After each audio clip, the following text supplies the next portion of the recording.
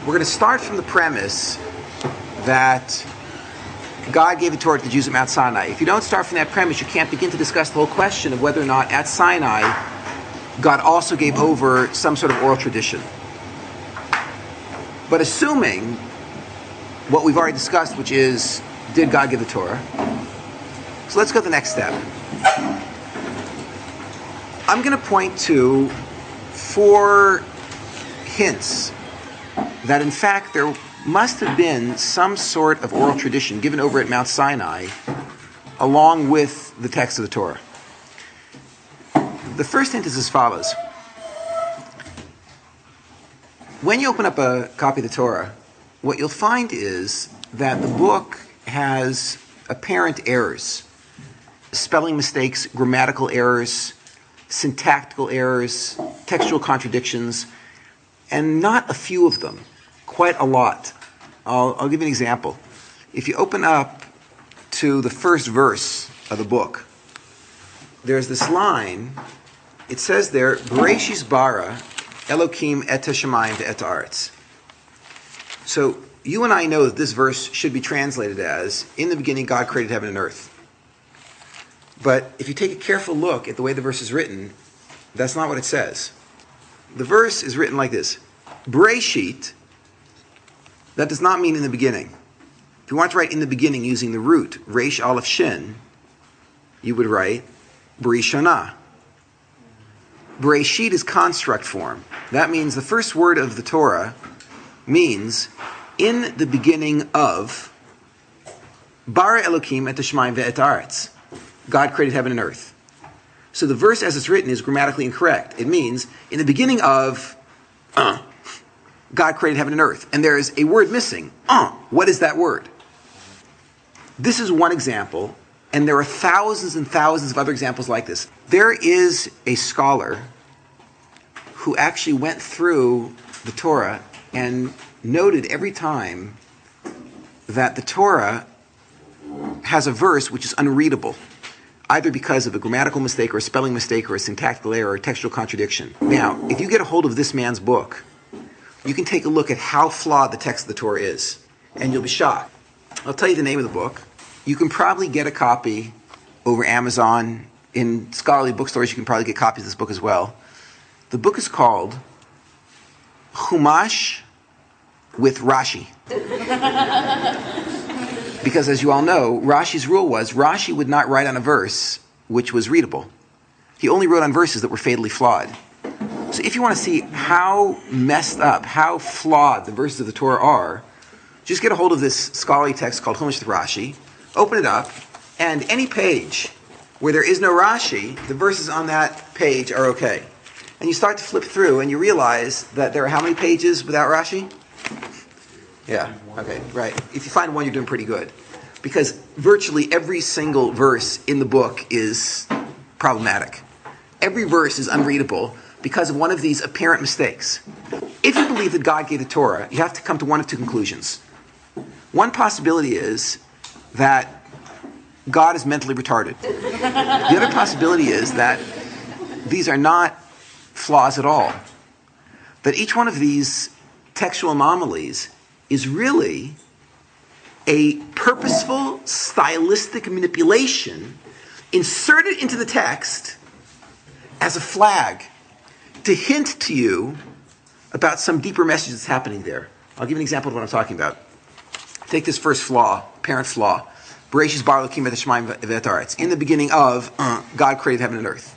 Go ahead and read the verse literally, and the mistake goes away.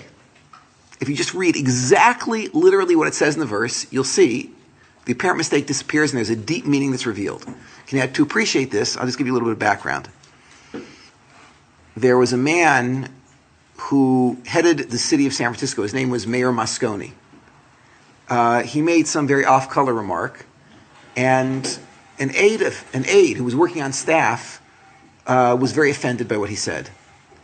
And this aide went that night to a friend of his who owned a gun shop and asked his friend if he could help him out. His friend said no problem at all. And his friend sold him a .45 Magnum gun with exploding bullets, with hollow tip bullets. So every bullet makes a hole about 4 inches wide. That night, the fellow went home. He got a good night's rest. Woke up perky the next morning, ready to rush off to work. Headed off first thing in the morning to go greet the mayor. He didn't have time to eat breakfast. But what he did was he stopped on the way at a 7-Eleven and he picked up a box of Twinkies. Now, on the way to work, he ate the entire box of Twinkies for breakfast. And when he arrived at work, he walked into the mayor's office. The mayor was in the middle of a meeting with a bunch of city councilmen. And this aide walked up to the mayor and said to the mayor, "Mr. Mayor, I'm very disappointed with your attitude towards homosexuals. And I've come to express that." And he pulled out a .45 Magnum gun, put it up against the mayor's chest, and pulled the trigger. Okay. The mayor was splattered on the wall in pieces. The city councilmen who were sitting in the room were concerned. They were diving underneath tables, and this guy was taking pot shots at the city councilmen trying to kill them. And this whole thing is taking place in City Hall, where there are hundreds of policemen. So the police hear these cannon shots going off in the mayor's office, and they come careening down a hallway, burst into the room, and they see this man standing there with a smoking .45 trying to kill the city councilman. The mayor is in pieces on the wall. The police tackle this guy. They get him on the ground. They handcuff him. As they're picking him up off the ground, he says, "I killed the mayor because I hate him because of his policies." Okay, now, this is an open and shut case, right? You have a smoking gun, you have a ballistics report, you have 15 witnesses. The guy is going to get the electric chair, except it was California. His attorney, he got himself a very clever Jewish attorney. And this attorney launched, I don't know if you want to call it the most famous or the most infamous legal defense in California state history. It was called the Twinkie defense. And what the lawyer did was he had his client tested for hypoglycemia. And he found that his client had a slightly more than normal insulin reaction when he ate sugar, which after the sugar high brought his sugar very, very low. And based on this, he pled temporary insanity. The case that he made was that when the man ate the entire box of Twinkies, his blood sugar went through the roof, very, very high. They timed the insulin reaction. It turned out if he would have consumed the entire box of Twinkies at the 7-Eleven, then the lowest blood sugar level would have been at the moment he was pulling the trigger. And his blood sugar would have recovered a few moments later, about the time they were picking him up off the ground, which is why he had the common sense to confess and say that he had shot the mayor. The case was tried in California. The man who murdered Mayor Moscone was acquitted based on the plea of temporary insanity. Today, the man who killed Mayor Moscone walks the streets of San Francisco. They did put an injunction on him that he's never again allowed to eat Twinkies. But besides this, he's free. Okay, now, in the closing arguments, this attorney said, "You cannot convict my client. Because every single one of you was taught in high school that there are only two determinants of human behavior. There's nature and nurture. There's genes and environment. My client's genes are hypoglycemic. My client's environment was Twinkies. When you combine the two, there is no such thing as free will. I mean, after all, in high school, did they teach you about a nature and nurture free will controversy? It was always, what are the components of human behavior, nature and nurture? So given that's the case, there is no such thing as free will. And my client was driven by Twinkies to kill the mayor. So therefore, you cannot convict him because it was not within his power to stop himself. Comes the Torah in the first verse to respond to this claim. The Torah says, "Bereshis bara Elokim et hashamayim ve'et haaretz." Read that literally. Bereshis. With Reshis, bara Elokim et hashamayim ve'et haaretz. God created heaven and earth. Now, the grammatical error is gone. The only problem you have left is you have a noun, Reshis, which you don't know what it means. With Reshis, God created heaven and earth. Well, what's that? So what you do is open up a concordance, an index to biblical verses, and look at every place that the word Reshis appears as a noun. And what you'll find is that the word Reshis almost invariably means one of two things. The word Reshis either means the Jews, or it means the Torah. Plug these back into the verse and see what makes sense. With the Jews, God created heaven and earth. Well, that's impossible. The Jews weren't around at the time. Okay, let's try again.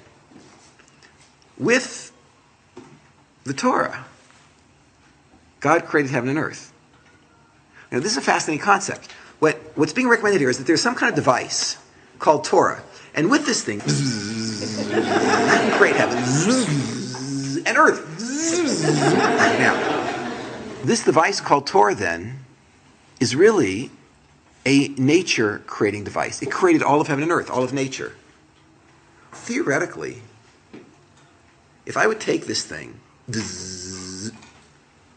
and I would just turn it around, and I would point this thing at myself, and then click it on, in theory, I could go in and change my own nature. Comes the first verse of the Torah and says, in case you would like to argue that because of nature and nurture, you can't keep the book. You know, I'm not cut out for Torah because I have a genetic inclination towards cruelty. So the guy says, listen, I'd love to be frum, but I can't be frum because, I'm just a cruel kind of guy. Comes the first verse of the Torah and says, don't worry about that, because you can go back in and reconstruct your own nature with the Torah, because the Torah is a nature-creating device. In case someone says, listen, I can't keep the Torah, I'm homosexual. I'm genetically pre-programmed. I can see on my genetic chart that I have the inclination towards homosexuality. Comes the book and says, don't worry. Torah can rebuild you from the inside out. You can change your nature. It turns out that the first verse of the entire book is the single most important verse in the book. And if it wasn't for that verse, no one would ever be bound by the Torah. And the apparent mistake is not really a mistake at all. It's a hint to a tremendously deep lesson that a human being can rebuild their nature using Torah. Okay. Claim, those Orthodox Jews, that all of the other mistakes are there not because God is mentally retarded, but because behind every one of those apparent errors, there's a very deep meaning. And the truth is, 2,000 years before the secular biblical critics ever arrived on the scene, the Orthodox Jews already had a vibrant literature describing the deep meaning behind every one of those apparent errors. Hint number one, that there might have been an oral tradition given over with the Torah, is, what would you rather say? That the verses in this book, which you believe was given by God, are mistaken, or that in fact there's a deep meaning behind these apparent mistakes that are passed along in oral tradition? Okay, that's hint number one. Hint number two, that there might be an oral tradition that was given at Har Sinai. Until the 6th century CE, every single copy of the Torah appeared as the Torah scroll in an ark. That is, every copy of the Torah was a scroll that was unvocalized. There was no nikud, there were no vowels in any text until the 6th century. In the 6th century, the Ben Asher family, who are known in secular biblical circles as the Masoretes, they created for the first time a book called a Chumash. The difference between the Torah scroll and the Chumash is, in the Chumash, there actually is nikud, there are vowels. Okay, now, Hebrew happens to be a language which is extraordinarily dependent on vocalization. And if you slightly change the vocalization, the exact same letters can mean something completely different. Which means, before the 6th century, when Ben Asher put in that vocalization, the Torah scroll would have been very, very difficult to read if you didn't have an oral tradition about how to read it. I'll give you an example. There's a verse in the book that says, do not cook a calf in its mother's... Milk. So it doesn't say milk.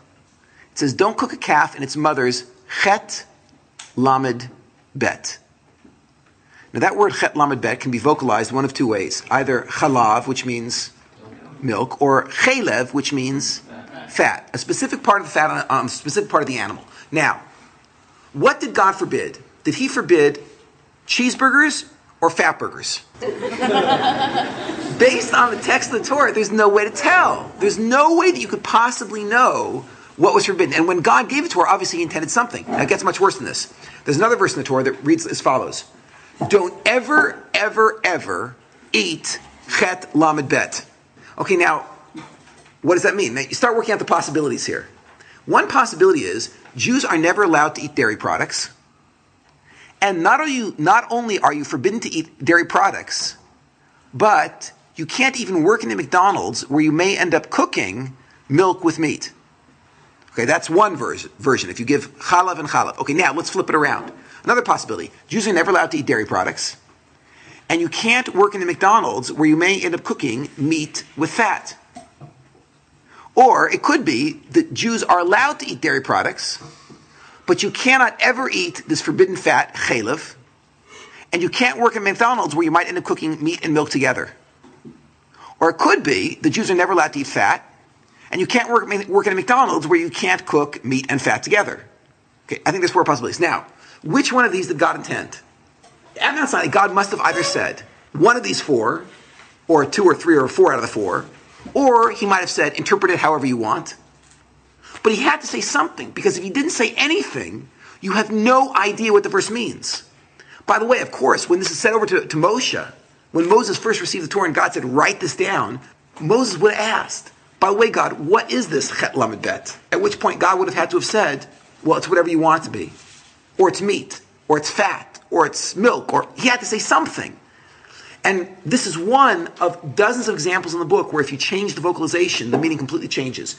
Therefore, minimally, at Mount Sinai, when the Torah was given over, God had to tell the people how to pronounce the words.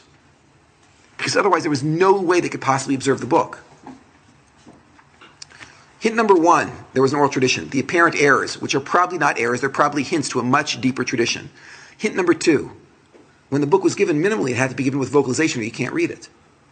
Hint number three, I'm going to ask you a question. This is not an easy question to answer. Try to keep in your head, completely separate, the contents of the written text of the Torah and what you know to be Judaism, the oral tradition. Keep them separate. Now let me ask you a question. According to the written text of the Torah alone, is there such a thing as a convert to Judaism? Yes, there is. It says that you should love the ger like you love your fellow Jew. There are certain halachas that apply to the ger. Okay, now, according to the written text of the Torah alone, which we know believes in conversion because it talks about a convert, according to the written text of the Torah alone, how do you convert to Judaism? Not a word. What that means is, clearly God says there's such a thing as conversion. So if somebody wants to convert, how do you know if they're Jewish or not? At Mount Sinai, God must have said that you do it with a prick and a dip, or you do it with, going blah, blah, blah, and spinning around in circles. You have to say something. Or he could have said, do it however you want. Or do it like the local nation, or something. But if God said nothing, then you would never have any way of knowing who's a convert and who's not a convert. Therefore, at Mount Sinai, God must have said something about how a conversion works. Even if that something was just make up whatever you want to make up. But he has to say something, how do you convert, because it doesn't say in the Torah. I'll give you another example. There's dozens of these. According to the written text of the Torah, is there such a thing as marriage? Yeah. Of course. A woman is only allowed to marry one man. When a man marries a woman, he owes her food, clothing, conjugal rights. There are verses in the Torah that discuss these things. Okay, now let me ask you. According to the written text of the Torah, how does a man and a woman get married? How do they do that? Doesn't say. How do you know if you're married? Now, this is not so problematic for a man who could marry more than one woman. For a woman, it's extremely problematic. Maybe you get married to a man by passing him in a hallway. And you can only marry one man. You can't marry two, which means a woman has to live locked up in a closet. But don't lock the woman in a closet. Why? Because it could be the way you get married is by locking yourself in a closet. She's paralyzed. There's no way that a woman could possibly survive. She can't live in this religion. I'll give you another example. According to the Torah, is there such a thing as divorce? Yeah. Yes, there is. And it even says how you do it. You give the woman a sefer kritut. How would you translate sefer kritut? It's a book of cutting off. Now, what is a book of cutting off? It's something very sharp that you throw at her. How does she know when can you send it FedEx? Do you have to hand it to her? What do you write in there? Dinner was bad. Sign. How do you know? How does the woman know when she's divorced? In order for life to be functional, in order to work, there would have had to have been some definitions. In other words, in the Torah, there are dozens of concepts and institutions which are mentioned. So we know they exist and they're part of Judaism, but they're nowhere defined. God would have had to have defined those concepts, otherwise practicing this religion is impossible. Okay, I'll give you one fourth and final hint. The written text of the Torah itself refers repeatedly to an oral tradition, which pretty much settles the issue. I'll give you an example. when the Torah is talking about how to construct the Mishkan, the mobile temple. So the Torah says, when you want to build the ark, build it according to the Tmuna that I showed you. Okay, now, have you ever seen an illustrated Torah scroll? Yeah, me either. As far as we know, there are no pictures in a Torah scroll. And yet, the book itself says, construct the ark according to the Tmuna. It says, construct the altar according to the Tmuna that I showed you. Verse after verse keeps referring to these pictures that God showed to Moses, which means there must have been something extra textual that was given over to Moses, something not in the book. I'll give you another example. There's a verse in Deuteronomy that says, in Dvarim that says, when you want to eat meat, slaughter the animal as I, God, taught you. Where in the Torah does it talk about shechita? No place. But the verse says that I, God, taught you how to slaughter an animal. But it's not in the book. What can this be compared to? There's this antitrust suit that's currently operating against Microsoft. They're not allowed to have branches that are actually working together, connected in different countries. So imagine the following. Imagine that we intercept an email from Microsoft New York to Microsoft Tel Aviv, and the text of the email is, conduct the advertising campaign as we discussed. So we take this email, we bring it into court, and we say, Microsoft New York is giving instructions to Microsoft Tel Aviv how to conduct an advertising campaign. Microsoft New York and Microsoft Tel Aviv say, no, it's not true. That was the only email. There was no other communication. Okay, Judge, what do you say? The email says, conduct the advertising campaign as we discussed. Do you think there was another discussion? Probably. Obviously, of course. If the Torah says you should slaughter the animal as I taught you, and nowhere in the written text is there instructions, then it must be that the instructions were passed along orally. That's the logical conclusion. You don't need a PhD to figure that out. When you start flipping through the Torah, as you go through the Torah this year, you'll see portion after portion where there are references to this oral tradition. So, based on the apparent errors, the lack of vocalization in the Torah text, the concepts and institutions which are nowhere defined in the book, but which are mentioned in the book, and the explicit references to the oral tradition, these four hints suggest very strongly there must have been something oral given over at Mount Sinai. The only question is now, who's got it? Where could it possibly be? It was definitely given. The question is that thing still around? And if so, who's got it? Let's address the question of maybe the oral tradition is just simply not around today. So let me ask you, when God gave the Torah, based on the text, if you had to infer from the text, would you guess that he only wanted the first generation of Jews to follow the Torah? Or is there something in the text that hints to you that maybe he wanted the second generation to follow it as well? We're still alone. Oh, that's a good hint. Yeah. He says, teach your children's children, this is an eternal covenant, right? I want this to go on forever. Clearly he wanted every generation of Jews to follow the Torah. Let me ask you something. Can you follow the Torah if you can't read it? Can you read the Torah if you have no vocalization and concepts and institutions which are nowhere defined? No, you're dead in the water. Which means God would want the oral tradition to be around intact someplace. Therefore, in theory, the oral tradition should be bouncing around this planet someplace, and the only question we've got to figure out now is, how can we possibly identify who's got it? So I followed the following line of reasoning. You'll tell me if this is logical or not. Whoever is carrying God's explanation of the God-given Torah has got to believe that God gave the Torah. So that severely limits the field. What groups on this planet believe that God gave the Torah? There's 5 groups, I think. Those 5 groups are all members of Baha'i faith. Baha'i faith are break off from the Shiite Muslims. Every single Sikh on the planet, the Sikhs believe that there were a number of books that were given by God to man. Among those books were the Psalms. They also believe the Torah was given to the Jews at Mount Sinai. So you have every single Sikh, every single member of Baha'i faith. You have the vast, vast majority of Muslims.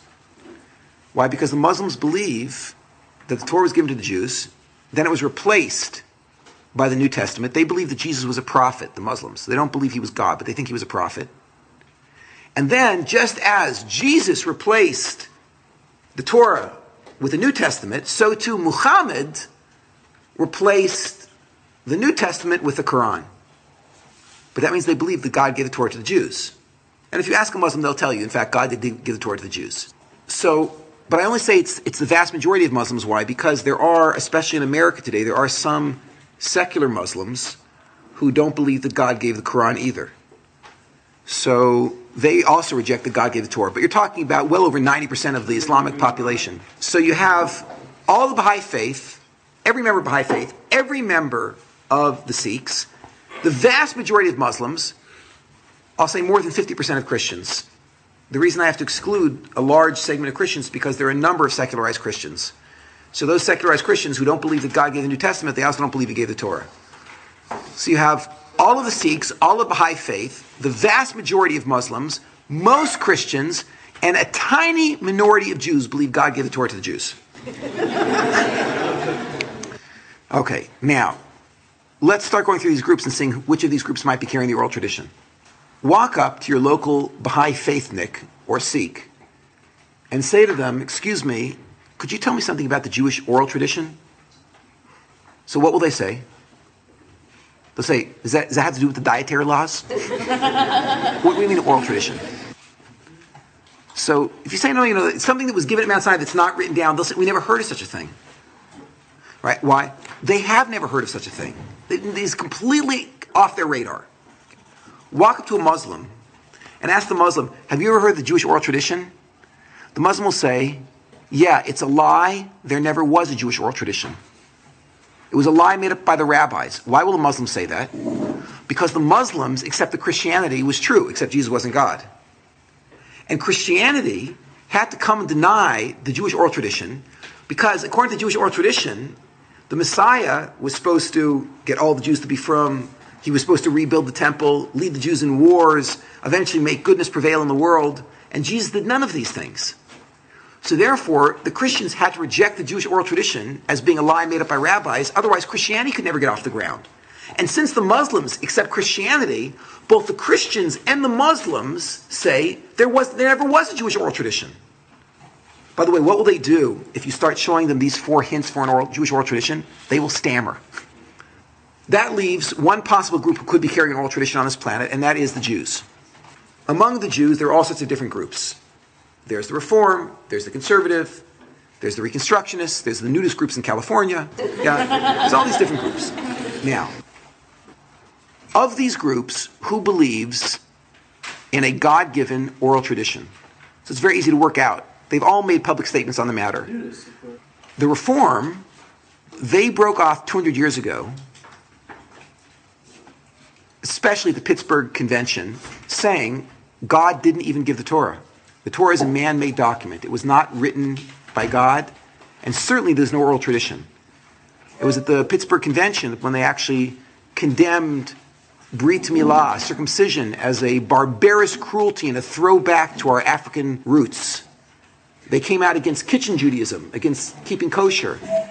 The first Reform rabbinical ordination ceremony, they served frog legs a la creme and all sorts of other interesting non-kosher foods in order to make the point that God did not give the Torah. So from the very, very, very beginning of the Reform breakoff, there was complete rejection of a divine Torah, let alone a divine oral tradition. Therefore, the Reform couldn't be carrying it. They reformed the tradition. They broke away from the tradition 200 years ago. Much, much later, an argument broke out between the leaders of the Reform movement, Wise and Frankel, who initially was part of the Reform movement, broke off to the right. Frankel ended up becoming the grandfather of the conservative movement. Frankel said that if you continue to force Jews to abandon their traditions, you're going to inspire a rebellion. And therefore he advised the Reform movement, cut it out, like slow down, stop shaking the Jews by the collar and tearing them away from their traditions. Eventually they're going to rebel and go right back to Orthodox Judaism.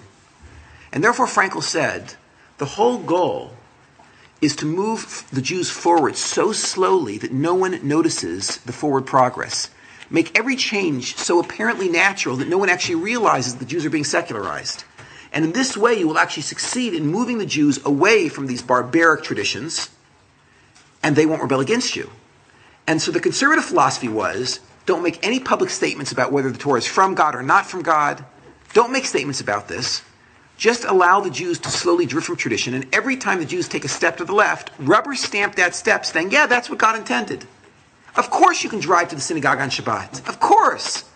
That's lighting a fire, and it says explicitly in the Torah, right? Don't light a fire in any of your dwelling places. So that's okay. You can still light fires. What you're all doing is what God wants you to be doing. So in this way, the Reform movement very quickly, the conservative movement much more slowly, allowed the Jews to drift away from the tradition. But neither one of them believed that God gave the Torah. Although if you grew up in a conservative synagogue 10 to 15 years ago, you never would have known this. Because in conservative synagogues, it was never mentioned that God didn't give the Torah. Of course, now, as of 2 years ago, the conservative movement published its own Chumash, its own copy of the Torah, called Eitz Chaim.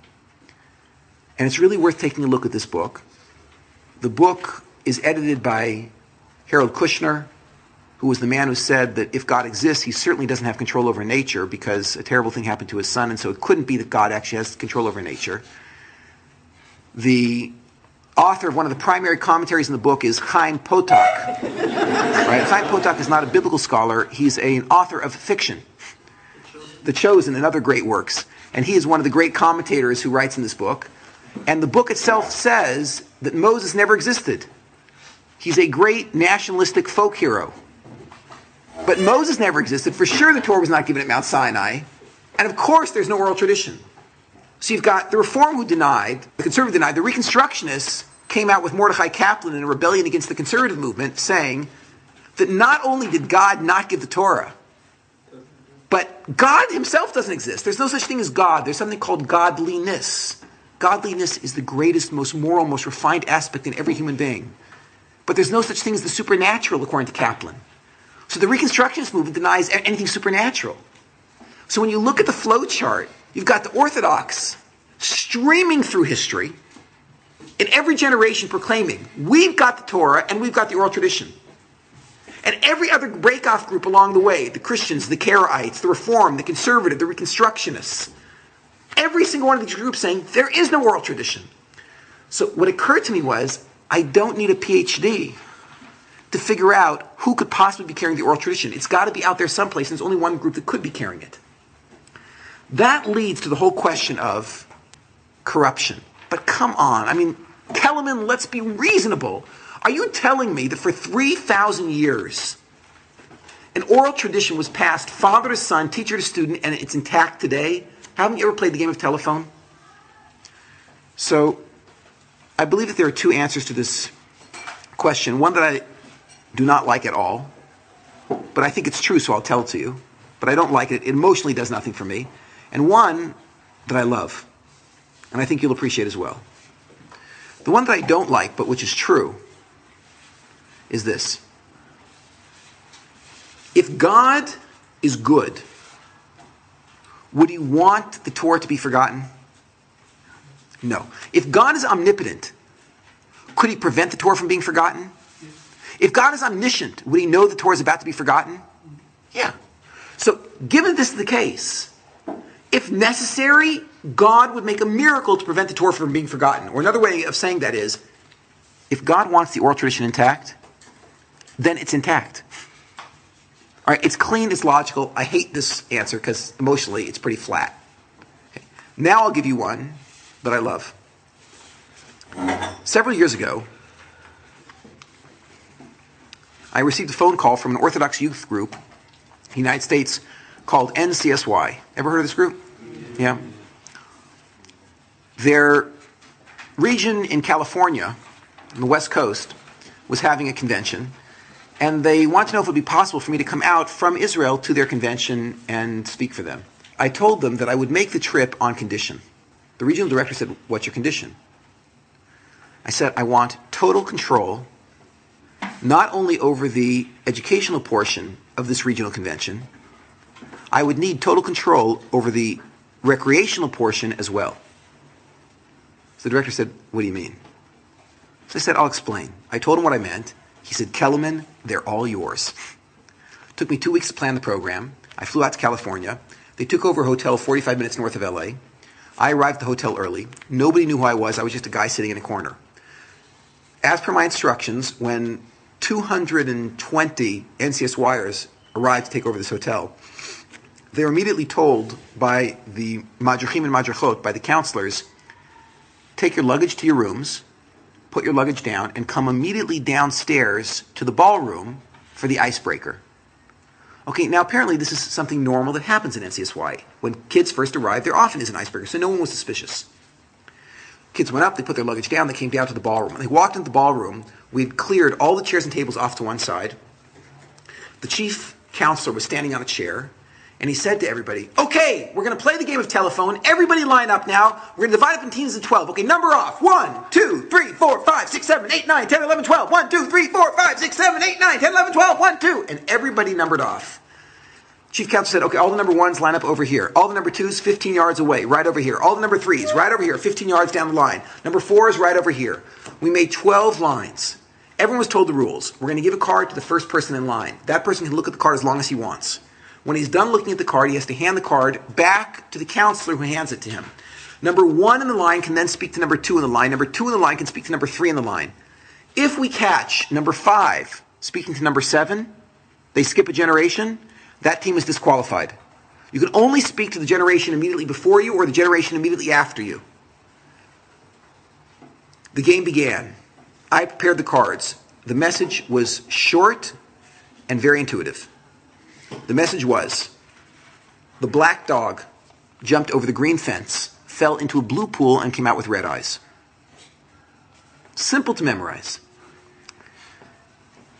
The cards were handed to the first guy in line. After a few moments, the first guy in line handed the card back to the counselor. First guy told the second guy told the third guy told the fourth, going straight through till we were through the entire line. The whole game took about 5 minutes, about 300 seconds to get through 22 people.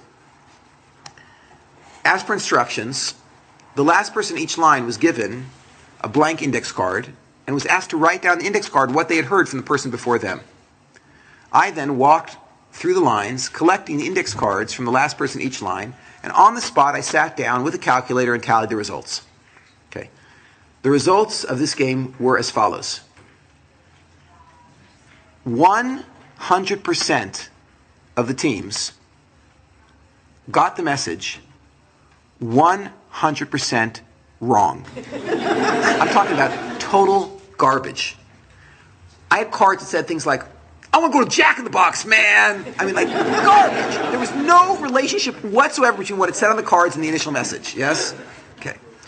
They fell right into the trap. They didn't realize where this was going. Everyone started to disperse, and the chief counselor said, wait, we're going to play again. So the kid said, no, man, we're bored. Let's do something else. Chief counselor said, no, we're going to play again. Said, no, man, we want to do something else. And everyone was walking out of the room. So on cue, the chief counselor stood up on a chair and said in front of everybody, no, we're going to play again. And he pulled out of his coat 12 $100 bills. We'd gotten a donor to donate $1,200 to run the experiment. Everybody ran over. They were checking them. Whoa, man, they're real, man. Yeah, right. Everyone was lining up. Like, go, man, line up quick. Let's go. Yeah, right. We told the teams, any team that gets it right gets a crisp, new $100 bill. This time, the message was much longer and much less intuitive. Very difficult to memorize. We told them, anyone who gets caught cheating is disqualified. We had counselors patrolling every place to make sure that we would never have anyone skipping generations. This time the scene was a little bit different. We handed the cards to the first guys in line. And the first guys in line were staring at those cards. Everyone was screaming, get it right, man! Get it right! I saw in one line, number 6 had number 7 on the ground. He was going, no, man, that's not what I said! That's not what I said! Yeah. They were a little bit more intense. Instead of taking 5 minutes to run the game, this time it took us about 45 minutes. People were taking it a little bit more seriously. At the end, we gave blank index cards to the last person in each line. They wrote down what they had heard. I went by, collected all the index cards, sat down with the calculator, and calculated the results. Okay. This time, on the second run of the experiment, there were two teams who came up with total garbage. And the people on those teams were saying, "Who did it? I'm going to kill him! I'm going to kill him! Who did it?" The other 10 teams got the message entirely right. They got 90% of the letters right or higher. That is, for approximately $5 a person, a little bit less, we kicked the accuracy from 0 up to 90%. So what you see is, the game of telephone, the whole point is to mess up the message. So if you want to mess it up, it's very easy. But if you want to pass it accurately, you can pass information very accurately. Now the truth is, I wanted to run the game again on that weekend, but I didn't realize I was dealing with 13 to 17-year-old kids. And you know, the studies show that 13 to 17-year-olds, they don't actually have gray matter, they only have hormones. So we couldn't run the game again. They had no attention span. The entire thing fell apart, and that was it. I'll tell you what I wanted to do that weekend, which I didn't get to do. And then I actually was, about 4 years later, able to run most of this experiment here in Jerusalem, and I'll tell you what happened here. I'm going to ask you, though, to guess what you think would be the result if I ran the game the way that I wanted to run it. What I would like to do is, I see that for $5 I can bounce the accuracy from 0 up to 90%. What do you think the accuracy would go to if I change the game in this way? We give the message to the first person in each line. He can look at the message for as long as he wants. When he's done looking at the message, he hands the card back to the counselor. And then, before the number 1 guys in each line speak to the number 2s, we take all the number 1s out of the room. They sit in a conference room, and they discuss what they think the card said. They vote. And after they've voted, then all the number 1s are brought back out of the room, and the number 1s are only allowed to tell the number 2s whatever the majority vote in that room was. Then all the number 2s are taken out. They discuss what they heard from the number 1s. They vote. They come back. And the number 2s are only allowed to tell the number 3s whatever the majority vote in the room was, even if they disagreed. And so on and so forth through all the generations. Is there any error that this procedure would wipe out? No. Yes, of course. What's the error? If one guy gets it wrong, or 3 or even 5 guys gets it wrong, so all of their mistake will be corrected by the voting procedure. So therefore, unless you have 7 out of the 12 that messes it up, this will correct the error. So if I would keep the $5, and I would add a voting procedure, by the way, I ran the experiment, so I know what the answer is, but just take a wild guess. What will the accuracy go to? 100. Okay. Say it's 100. In a minute, I'll tell you what happens. Okay, now, change the game again. Once again, keep the $5. And keep the voting procedure. But change the game in this way.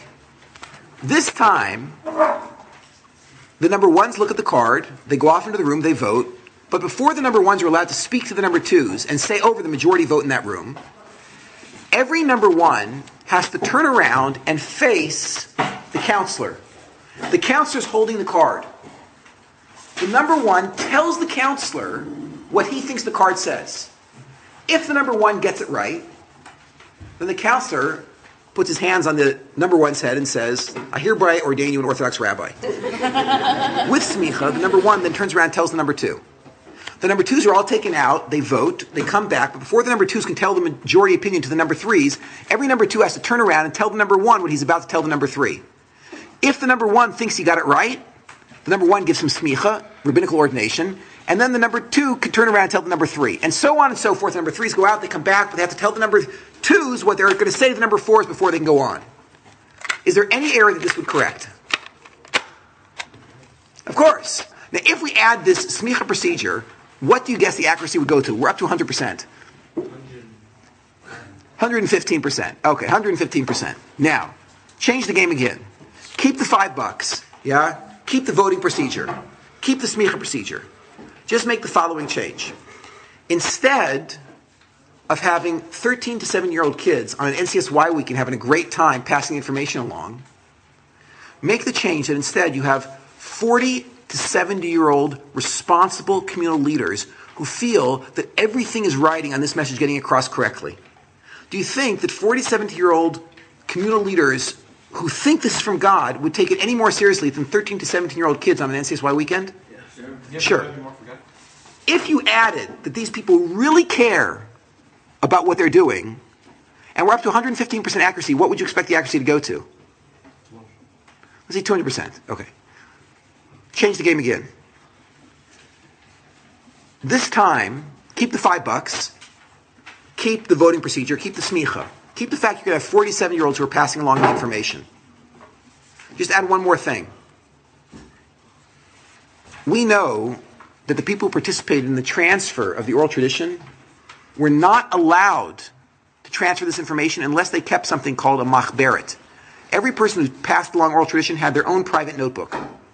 If we insist that each person keeps their own written record of what's being said to them, will that do anything to up the accuracy? Okay, so the 200% will then be 300%. Okay, now, I ran the experiment. Almost. I'll tell you what happened. There's a group that comes to Israel once a year called Mechlelet.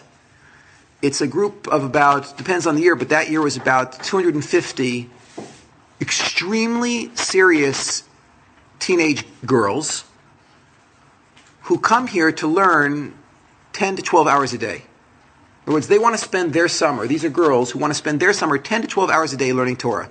They go for one field trip a week. The whole rest of the time they came here because they wanted to learn. They're very serious people. So I went to the head of the program and I said, would it be okay if I ran a little experiment with them? And he said, fine. So I ran the following experiment.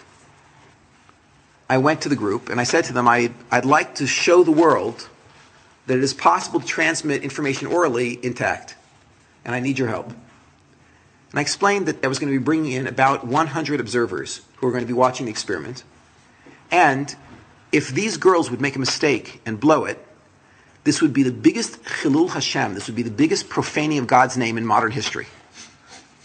If they get it right, it'll be a big kiddush Hashem. It'll demonstrate that, in fact, the tradition is reliable. But if they blow, it could be bad. And therefore I said, you have to take this seriously. Okay, on the spot, about 20 girls dropped out because they were so afraid that they would blow it. Okay, now, we didn't do the $5. Instead, what we did was we promised each person on a winning team that they would get ice cream, which many people said was better than $5. In order to create the feeling of responsibility of the 40, 70-year-olds, I gave them this talk. I didn't want them to use notebooks because I felt if they use notebooks, for sure they're going to get it right. There's no challenge. So I didn't allow them to use notebooks, but what we did do was we had each group go out, vote, come back, and then they had to turn to the previous generation and get smicha, get ordination before they could tell the next generation. Okay. To make sure that the message was sufficiently complex, what I did was I took about a dozen verses about korbanos, about sacrifices, and because these girls, they were so scholarly, they might have known the Hebrew verses, I took the English translation from the Koran Chumash. So I had about a dozen verses about sacrifices in English, and I switched around the order of all the verses, put it on 12 cards, and ran the game. Okay. It took us over 3 hours to get through the generations. At the end of the 3 hours, I told the ladies that the last person in each line had to stand up in front of the group of 350 people, about 100 witnesses and about 250 participants. Right, the last person in each line had to stand up, each one of the 12 teams, and they had to recite the 12 verses. And I told them that if they corrected themselves in the middle of reciting, their team is disqualified. Meaning if they say, and you should take the sheep, then their team is disqualified. They're allowed to say each word once. So it took about an hour for the last 12 girls to say over what it said on the card. And one by one, each girl said it over. And when the 12th woman had said over every single word of these dozen verses perfectly, the entire group of 350 people exploded into a standing ovation, demonstrating that even without the notebook, the system is so foolproof that the information can be passed accurately. Now, of course, this is only about a dozen verses. And you could argue that, of course, the oral tradition is far more vast than a dozen verses. But realize you have a lot more than 3 hours to master the oral tradition. What we've demonstrated is that the technology that was used to give over the oral tradition would make it unnecessary for there to be a miracle to keep it intact. Now, of course, if God wants the oral tradition to be intact, it will be intact. Which means if God needs to make a miracle, he'll make a miracle to make sure it remains intact. But the reality is that you probably will not require a miracle to keep the oral tradition intact because the system is so good for giving it over that we see practically it works. By the way, there is no copyright on these experiments. You can run one yourself if you don't believe the oral tradition can be passed intact. Go ahead and run it yourself. You'll see right away. By the way, realize that every professional training program in the world uses a combination of two things: written texts and oral tradition. Medical schools, law schools, none of them depend on text alone. They all have lecture that's being given over as well. If you go to art school, any place you go, right, the way they give information, and you depend on this information. The bus drivers learn how to drive their buses through an oral tradition. Everyone learns. Astronauts learn how to go to the moon with an oral tradition. It's passed to them orally through lecture. And it's done accurately because there's accurate checking procedures and testing procedures. And that means the information can be passed over accurately. So what we've now established is there had to be an oral tradition given at Mount Sinai. It's got to still be intact today. There's only one possible carrier, that's those Orthodox Jews.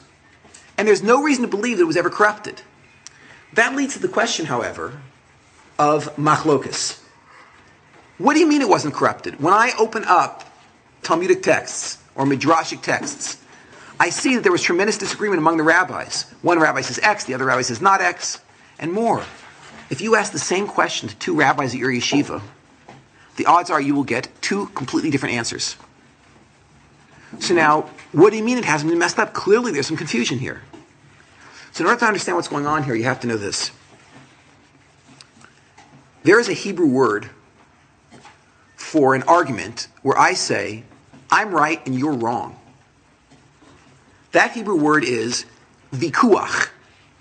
Vikuach is, I'm right, you're wrong. It's from the word mochiach, which is proof. When I'm showing that I'm correct and you're not correct, that's called vikuach. Okay. There is no record in any Talmudic source of vikuach among Talmudic authorities. And there's no vikuach between any of your rabbis. In the Talmud, the word that we use is machloket. Could someone tell me what is the three-letter Hebrew root of the word machloket? Chelek, which means part or portion. When there's a machloket, those Orthodox Jews think that one person has one portion of the truth, one aspect of what is said at Sinai, and another person has another aspect or portion of what was said at Sinai. This explains a line that appears over and over again in the Talmud, which otherwise is very, very difficult to explain. Two rabbis are fighting. One says X, the other says not X. And the Talmudic editor jumps in and says, Elu ve'elu, divrei Elokim chaim. These and these are words of the living God. The Talmud says, who's right, this one or that one? They are both right. Now how can they both be right? So the Talmud tells a story at Mount Sinai of what took place. God said, I'm the Lord your God. Every single Jew present dropped dead. God sent angels revive them. As they were getting up off the ground, one guy said to the other, man, that was unbelievable. God spoke. I can't believe it. Then God said, you should have no other gods before me. Boom. They all hit the ground again. God revived them. As they're getting up, one guy says to his friend, oh my God, did you hear that? God said X. The other guy said, what do you mean God said X? I was standing right here. He said Y. The third guy says, what are you guys smoking, man? It's Z. There was complete disagreement on the spot about what God had said. Even though they all agreed he said the words, I'm the Lord thy God, practically what that meant, each person received a completely unique message. This explains the Zohar that says that at Har Sinai, at Mount Sinai, there were 600,000 Torahs given over. Now, why would God do such a thing? Why would he give over 600,000 Torahs? Well, how many adults were standing at Mount Sinai? There were 600,000 adult men who were married to 600,000 adult women. There were 600,000 soul pairs. The Zohar here is telling you there was a separate Torah given to every single soul that was Mount Sinai. Why would God do such a thing? I'll use a metaphor. Imagine the following. Gentlemen, ladies, fellow members of the board of directors of the most expensive high school on the planet, thank you for coming together today. Yes, once again this year we are charging $100,000 per kid per year for the children to come to our high school. But it's worth it because we promise the parents we'll squeeze every drop of potential out of those kids. These kids will become everything they can be by being at our school. Now, the reason we called the meeting today is because, as you know, we have a very large incoming class. We've got an incoming class of about 100 kids. And as always, we did advanced academic testing before the new class arrived. And the rumor's true. To our chagrin, we've discovered that in mathematics, half of the group is very advanced. And in mathematics, the other half of the group is mentally retarded. So we're trying to decide this year if we should throw them all into one class and just have one teacher and have one teacher give it over to everybody the same way, or if we should split the group and have two separate groups, one advanced and one remediary, and have each teacher teach to that group's level. Now, this is what we've come to vote on today. Ladies and gentlemen, what do you say? In order to squeeze every drop of potential out of these kids, should we have one teacher or two teachers? Two. Okay, now we are charging $100,000 per kid. We really could afford 2 or 4. Should we have 2 or 4? 4. Now we are charging $100,000 per kid. I mean, we really could have 8 classes or 4 classes. We want to make sure we get every drop of potential squeezed out of every kid. What do you say, 4 or 8? Now you realize where this is going. We're going to have a team of private tutors on every kid. Why? Because every person has a unique psychological profile, a unique emotional profile, a unique spiritual profile, a unique intellectual profile. There is no one on the planet like you. There never has been anybody on the planet like you. You are, pardon the pun, chad pa'ami. Which means, if I'm going to draw forth all of your potential, I've got to approach you in a totally unique fashion.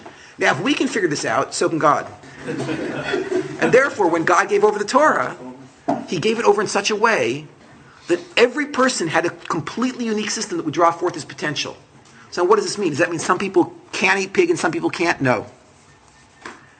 The way the variety is played out is as follows. You all know that after you eat meat, you can't eat milk right away. How long do you have to wait after you eat meat? You have to wait 30 minutes. 6 hours. Everyone just said different things. One guy said 6 hours. There's 3 hours. There's 1 hour. There's the Balei Taisvis who say, you just rinse out your mouth, bench, and then you can eat right away. With how long you have to wait between meat and milk, there's about 5 different approaches. Now, you all know that you cannot start flipping lights on and off as soon as the sun hits the horizon on Saturday night. Once the sun disappears behind the horizon, you have to wait a certain amount of time before Shabbat actually leaves. How long do you have to wait? Oh, very good. We have to wait till Benish Mashas. And we all know that Benish Mashas is how many minutes? So there's 16, there's 20, there's 35, there's 45, there's 72, and there's floating depending on your position in latitude and longitude. It's like this. When it comes to when Shabbat leaves, there's about 7 different approaches. Okay, now watch. We do not have all of Hilchos Kashrus and all of Hilchos Shabbos on the table. We have one little detail about Kashrus, how long you have to wait after eating meat, and one little detail about Shabbos, when does Shabbos go out? With just these 2 details on the table, how many total permutations can you come up with? How many total combinations are there? If there's 5 of one and 7 of the other, how many total permutations can there be? 35 permutations. Right now, with 2 details of halacha, we've got 35 Judaism sitting on the table. Now you realize if you start calculating in all the different machlochsim, all the different approaches to every halacha that we possess, there will be millions and millions of Judaisms. But here's the key. The Zohar says there were only 600,000 given at Mount Sinai.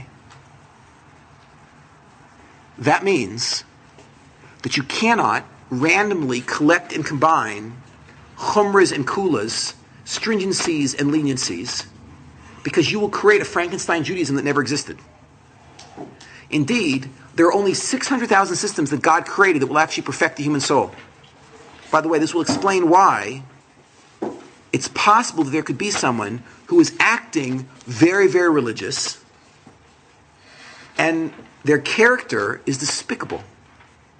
Because if somebody on their own says, well, listen, I'll take this leniency and that leniency and this leniency and that leniency, and they can assemble this Frankenstein Judaism that God never said, And they can keep saying, well, I have a heter, I have a heter. Like the rabbi said this. And they combine these things that were never meant to be combined. They will create a Judaism that won't work. And they won't be affected by it. This leads to the following practical conclusion.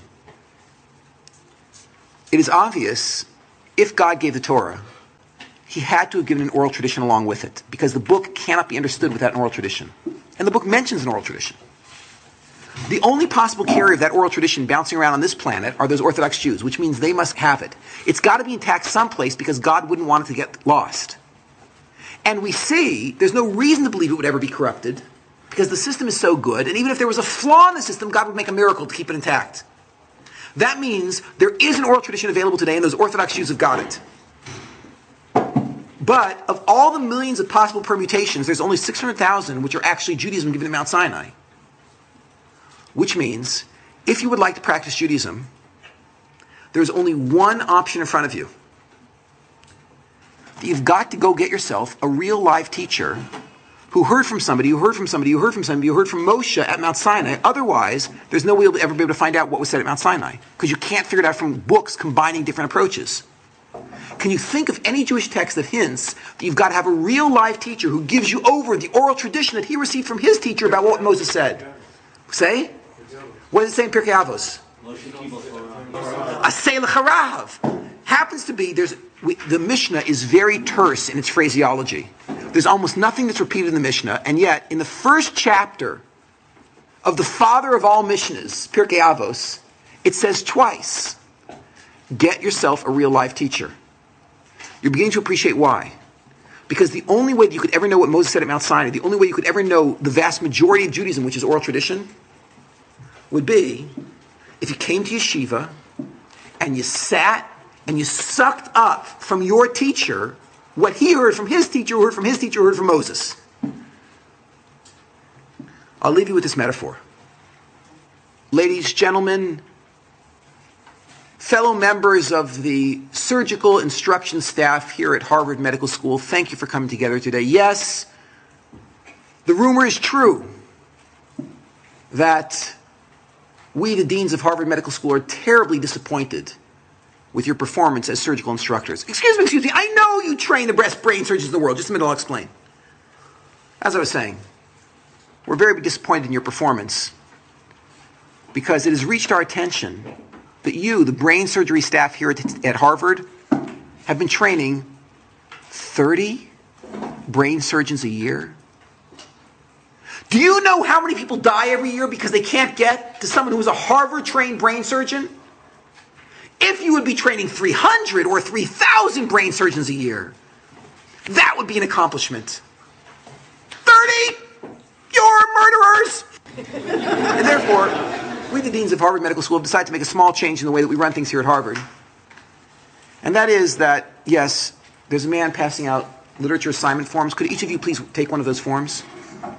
What you're supposed to do is, each day, when you give your medical students a literature assignment, just please write down this sheet of paper.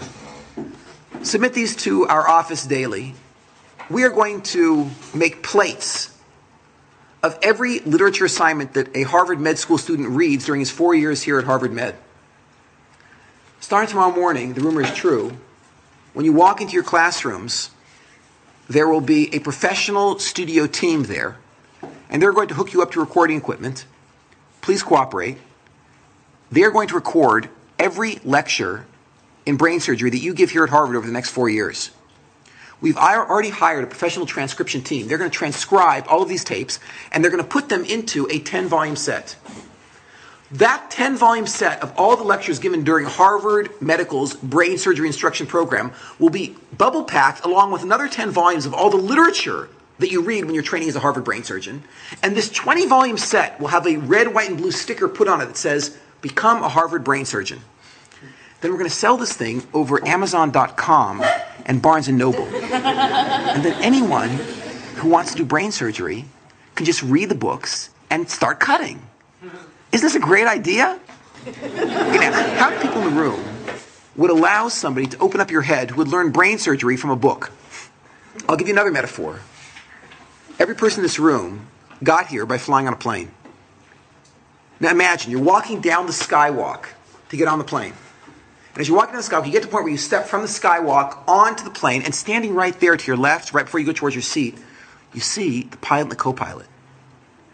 And as you walk by them, you hear this conversation, and the co-pilot says to the pilot, are you sure you know how to take off a Boeing 777? And you hear the pilot say back, man, I read the book 3 times. What's the big deal? Are you going to get on the plane? No. Because you know the complex information can never be transmitted in written form alone. It will get messed up.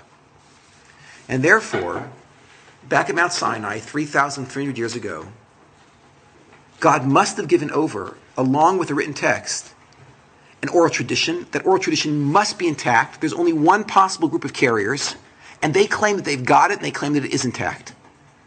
And logically, it seems that it should be.